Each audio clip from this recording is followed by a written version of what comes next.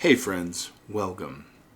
Picture a bustling crowd gathered on a hillside, hanging on every word spoken by Jesus.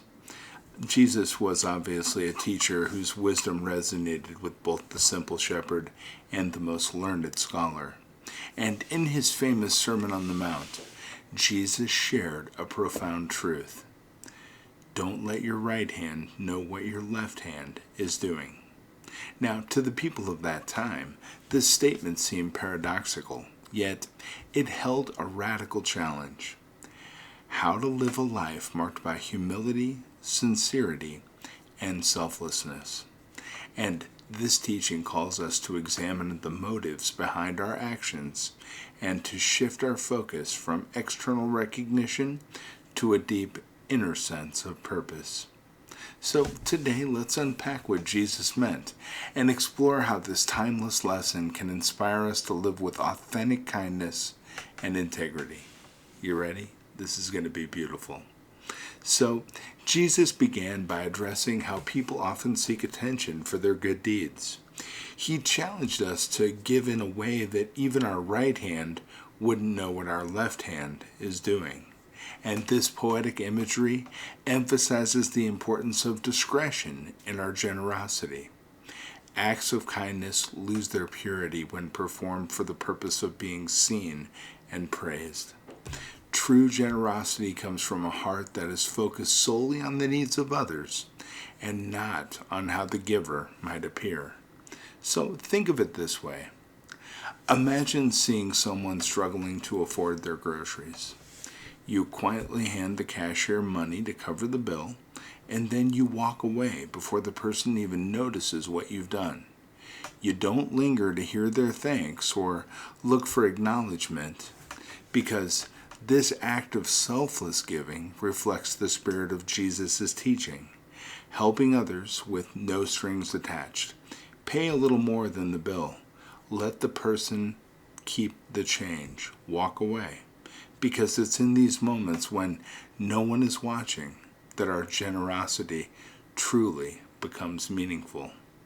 So ask yourself, am I giving to help others or to be noticed? This question can guide us toward authentic generosity. Now, Jesus knew the human heart's tendency to seek approval. When we perform good deeds with the intention of being praised, the value of those actions is diminished. Public recognition might bring temporary satisfaction, but it often feeds our ego rather than nurtures our spirit. So think of it this way. Think about a scenario where someone donates to a charity but ensures their name is prominently displayed on a plaque or social media post. Now, while the act of giving is good, the underlying motivation may not be aligned with the purity of selflessness that Jesus encourages. Compare this to someone who anonymously funds scholarships for underprivileged and handicapped students without ever revealing their identity. The difference lies in the heart's intention. So think of it this way. Pride is subtle and can disguise itself as good intentions. Reflect on the motivations behind your actions and aim to shift your focus from receiving validation to making an impact. And it's beautiful because Jesus reassures us that God, who sees everything, even what is hidden, will reward us. And this reward isn't about material gain or public acclaim, but about a deep sense of peace, joy, and fulfillment that come from living a life aligned with divine values. Now, our unseen acts of kindness are not unnoticed. They are cherished by God, I can assure you. So think of it this way. Picture a person who takes time every week to visit an elderly neighbor, offering companionship and care. They don't tell their friends or boast about their time spent. They simply act out of love and compassion. And these quiet, unspoken gestures are seen and valued by God, even if no one else is aware of them. So think of it this way. Trust that God's recognition is enough.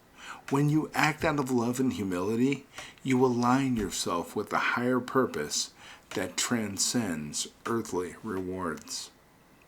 So, when we internalize Jesus' teaching here, we begin to focus less on how our actions are perceived and more on the true impact they have on others.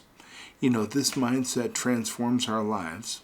It allows us to shift from being performers seeking applause to being genuine servants of goodness. So consider this. Imagine a community where everyone seeks to serve rather than be served. A person quietly shovels a neighbor's driveway after a snowstorm, expecting nothing in return. Another leaves a meal at the door of a struggling family without leaving a note. These unseen acts of service create ripples of kindness that extend far beyond individual recognition, fostering a culture of care and generosity. So consider, how much more impactful could our lives be if we focus solely on helping others, leaving behind the need for applause or recognition? Living this way allows us to be fully present in our service to others. And it's going to make you feel so beautiful. Trust me, true acts of kindness will make you feel better than the applause of a million people. I guarantee it. And as we reflect on this profound teaching, I'm going to ask you to consider what it means to live a life of quiet integrity. Jesus challenges us to let our actions speak louder than our words, to seek not the fleeting approval of others, but the eternal satisfaction of knowing we've done what is right. The call to not let your left hand know what your right hand is doing, it's a call to focus on the essence of our actions rather than their external rewards. Imagine a world where every act of kindness, every word of encouragement, and every gift of love was done without expectation of recognition. That world begins with each of us. So, as you leave here today, I invite you to ponder on this question. What unseen act of kindness will you do this week? And I'm going to ask you all 340,000 of you, just do one thing this week without expecting anything in return. Help someone. Maybe say a quiet prayer for someone, or reach out in some way and just sit and listen. Sometimes people just need to talk and they don't need to hear our response. We're not there to solve their problem. We're there to listen to their problem. And I'm going to ask that you do just one thing this week. Just one. You're going to feel so good. God's going to appreciate it. And you know what? I believe in you, and I'm going to appreciate it as well. So let this teaching transform not just your perspective, but your heart, reminding you that the truest rewards are the ones that no one but God can see. Friends, I love you. I care about you. You are beautiful, and God bless you. I'll be looking to see you tomorrow, where we're going to discuss some more great things.